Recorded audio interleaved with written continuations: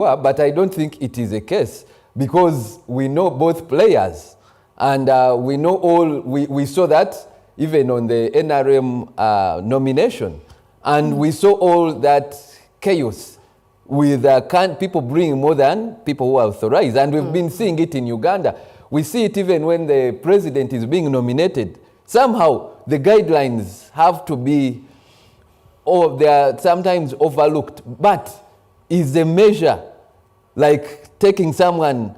It cannot be that you imprison someone because it's not about the guidelines, it's something else. They could use this as small issues, but there is a bigger case of intimidating the citizens, and especially since the National Unity Platform has used the protest vote. So they want to break their spirits before the election begins. One would also say on the devil's advocate side that the other side is also being provocative and wanting to prove a point to the government or the security that ends them on the wrong hand of the law. Definitely they did that, but I thought even that's why in law you have to act immediately. I remember this thing of Kavule coming up with their parades started about 6 months ago. They would have done it maybe then, but still, if you are a military government, why do you fear the Boy Scouts? I mean, I grew up, my father was one of these military, but he would do his military drill, then he would let me become a Boy Scout. You never know when the metamorphosis happens. Probably they have faced it differently, that the previous governments would refer to the others as bandits, or Bote government referred to the NRA as bandits, and before you could know it, it had metamorphosized into a full guerrilla war, and now we have a government that is running. So maybe once bitten, twice shy. True. That's why I said if they were to do it, they would have done it immediately then. And they wouldn't be maybe judged as now, because what happened there, what you see on the screen, happened about, I think, 4 months ago. If you bring it in the election period, when some of these players are being nominated, like Nobian Lee, the kind of Mufumbira, now it becomes suspicious. Why didn't you act then? You want to believe the intelligence hasn't followed since then?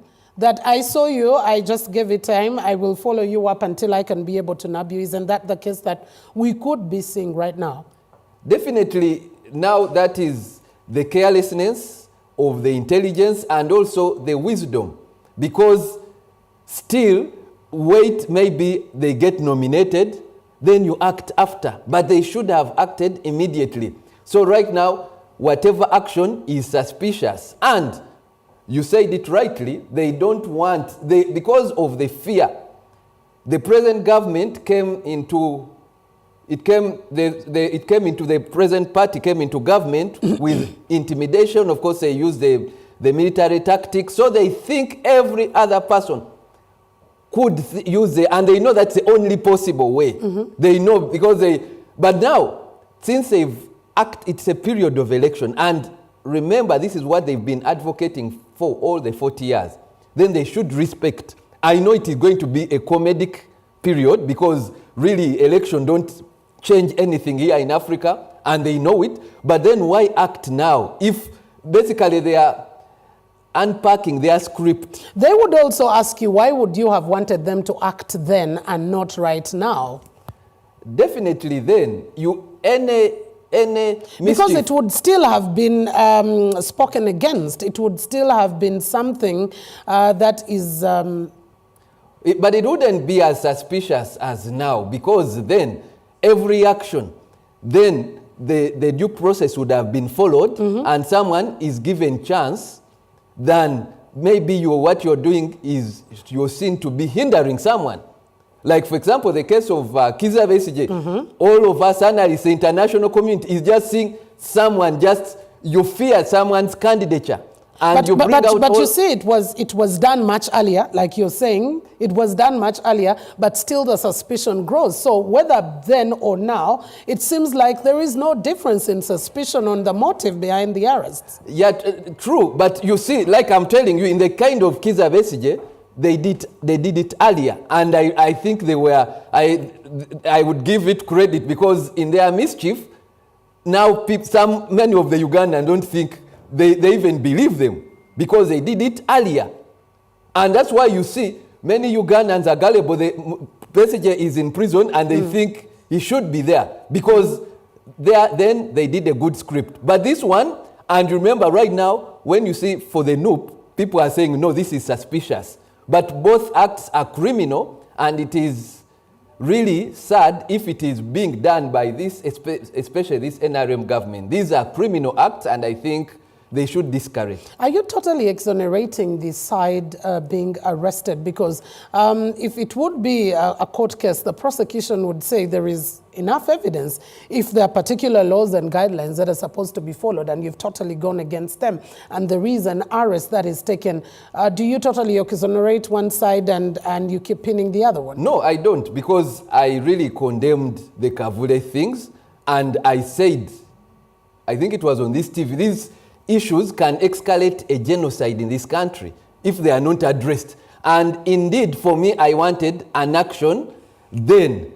So everything had to be clear. But also, when you see what these people are doing, is more like I've told you, a Boy Scout thing. And if the attention, if they had been maybe stopped at that time, this wouldn't be escalating. And right now, you see, they desisted from the act when they were brought into action. But right now, what they are doing is really going to be suspicious. But if you talk about stopping, you've seen the whole conversation around berets. You've seen the conversation about the use of particular attire that the army, for example, has said belongs to them. Don't you think then it had clearly been shown that they started a little bit earlier to try and do the clampdown? And do you think it is intended and targeted to weaken the opposition? Definitely, because these, like you see those red uniforms, and it's not the National Army. Like I've told you, that's why for me I call them like Boy Scouts. The National Army, we saw it in action. Let's say, for example, in Zimbabwe and several other areas and even killings, recorded killings by the National Army. And we haven't seen any action. Then we see action of these Boy Scouts. Every Ugandan will be suspicious. If you bring to me the same arrests of these, most of the generals, the army generals who killed in the NRM primaries are living. Even the tribunal hasn't brought a case where it's ruling against violence. So every Ugandan would be suspicious at this point to see that you didn't act when the National Army caused violence. Then you are telling us of issues of Boy Scouts and what? And then you are acting right now in an election period. All right, ladies and gentlemen, as I did earlier on inform you that I am not only with Professor Barigayomwe, I did promise that we would be having Honorable Mwanga Kivumbi as well, and he has definitely joined us right now, the new Deputy President for Buganda Region. Honorable Mwanga Kivumbi, it's a pleasure having you, and a very good morning. I'm morning to you all, and morning to all Ugandans. Oh, right. As you did stream in, we were having a conversation about the arrests that are ongoing. Some have been alleged or been called abductions of particularly the opposition. And in most of the cases, it's the National Unity Platform members that are affected. How far has this gone, and how are you dealing with it as the political party? First and foremost, you need to analyze and see, is this a one-off? Mm-hmm. Is it something that usually happens as we go towards an election? I've spoken about the Holy Trinity of the NRM. The Holy Trinity? The Holy Trinity.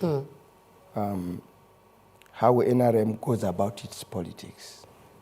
It is anchored first on vote rigging. Okay? You rig the whole process. The president has just finished what he has been calling the PDM tours. Literally, he has gone through a national campaign. And you are going to give presidential candidates nomination from December to January. You have the composition of the Electoral Commission and everything else. And we are still not so sure what the impact of the so-called electronic voting is going to be. You can be so sure about that. So rigging is part of the NRM DNA. The second DNA of NRM is voter. I will end with the one that I'm going to discuss, but I'll be brief on the other one, is voter bribery. Literally, it goes out of its way to bribe voters. The last one, of course there's a fourth, but I measure the three. The last one is vote intimidation, coercion, using its monopoly of, because you are in power, you have the monopoly of violence. You are the one in charge of the army, in charge of the police, in charge of all other security apparatus are there. Mm-hmm. You deploy them in a political posture to achieve political ends. So it happened to FDC when it happened, we had Chiboko Squad, we have Kalangala Action Plan, you can say every election there is an outfit that is out there. And I may not know the name. Every election there is an output. One day we had Kakoza Mutala and his band, the Yellow Brigade. How different is it? It was moving on the street with the band, with beating people up. So this is what NRA, Yoweri Museveni's politics is about. It's about intimidation. So yes. Therefore, disheartening as it is what it is. It is what NRM is about. It's about, it is script. It is a normal script. Every election, you will have that kind of, for whatever excuse they will give you. Let me get to the first one on the script that you're talking about, which is more about the power of incumbency. If you're talking about the president's PDM, no, it's not about, it's about ideological deficiency and abuse of incumbency. But here is it. Let's go. It's not power of incumbency. Exactly. It's abuse of power. But here's the thing. The very person is